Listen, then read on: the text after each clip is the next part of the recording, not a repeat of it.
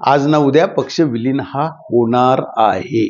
आणि तो विलीन केला नाही तर काय, नाही केलं तरी काय, भारतीय जनता पक्षाचा मुंबई महापालिकेवर झेंडा फडकणार, महायुती म्हणून फडकणार, पण महापौर मात्र भारतीय जनता पक्षाचा असणार आहे. ठीक आहे, तुम्ही परत विलीन जरी केलं नाही पक्ष तरी जायचं आहे. ते तुम्हाला तर काय मुख्यमंत्री पदाचं नुसतं स्वप्नच बघायला लागतील. तुम्हाला ते हवं असेल तर पक्ष विलीन करा. अशा सूचना आणि अशा पद्धतीच्या तडजोडी वरती झाल्या. आणि त्याच्यामधनं आता निर्णय करायचा आहे तो एकनाथ भाऊना. आता एक निर्णय केला की आपण आता बाबा टीका नको, एकमेक एकत्र राहूया, निदान एवढं तर. नाहीतर भारतीय जनता पक्षाचे 2 मंत्र्यांना डच्चू हा ठरले, शिवसेनेच्या भारतीय जनता पक्षाच्या तक्रारीमुळं हे डच्चू हा ठरलेलाच आहे.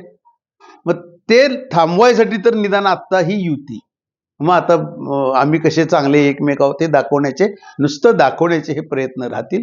परंतु ह्या स्थानिक स्वराज्य संस्था मतदारसंघाच्या निवडणुका झाल्यानंतर सगळं चित्र स्पष्ट होणार आहे आणि त्याच्यामधनं देवाभाऊंची परत कूटनीती सुद्धा दिसून येणार आहे.